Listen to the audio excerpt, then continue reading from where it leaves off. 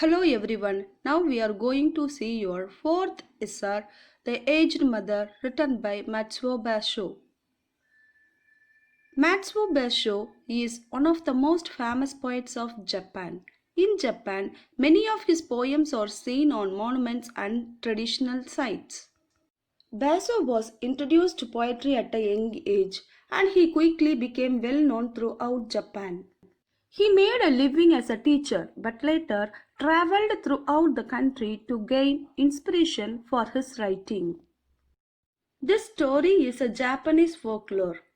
The theme is Mother's Knows Best.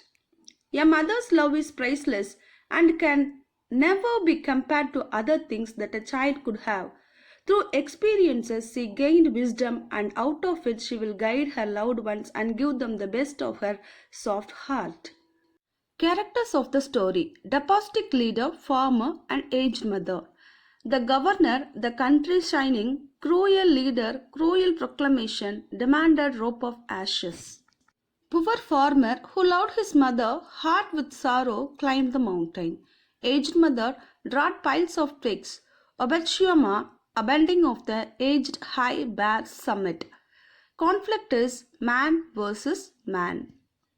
This story is about the son and his mother going through the trials given by a cruel ruler who has a hot spot on the elderly people of his land. Now, let's get into the story of an old aged mother. Long, long ago, there lived at the foothill of the mountain a poor farmer and his aged mother. They owned a bit of land which supplied them with food, and they were humble, peaceful, and happy.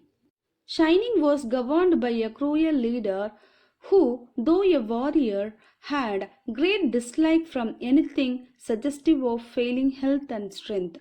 He declared one day that all aged people must be put to death immediately. The poor farmer loved his aged mother, and the order filled his heart with gloom. He said he don't want to lose his mother, but everyone must obey the order of the governor.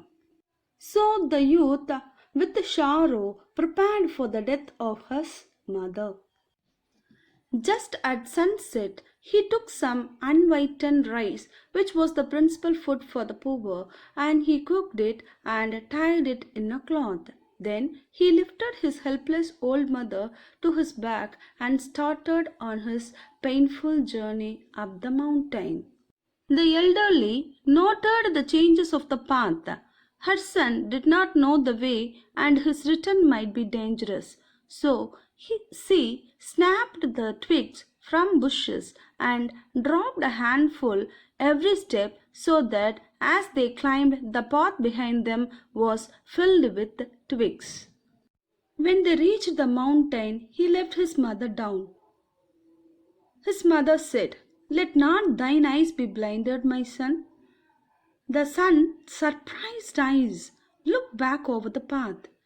His heart broke. He cried aloud, "O honorable mother, I will not leave you. Together we will follow the path, or together we will die." Her son, lovable son, replied to his mother. Back home, he hid his mother in a closet for food beneath the kitchen floor, which was covered and hidden from view. Time passed, and he was beginning to feel safe when again the governor sent forth heralds bearing an unreasonable order, seemingly as a boost of his power. His demand was that his subjects should present him with a rope of ashes. The entire province trembled with dread. The order must be obeyed, yet who in all shining could make a rope of ashes? He went to his mother and said about the order of the governor. His mother said, "Wait, I will think. She said, "Make rope of twisted straw, then stretch it upon a row of flat stones and burn it on a windless night." He called the people together and did as she said, And when the blaze died down there upon the stones, with every twist and fibre showing perfectly lay a rope of ashes. The governor was pleased at the wit of the youth, and praised greatly, but he demanded to know where he had obtained his wisdom. The son thought the truth must be told.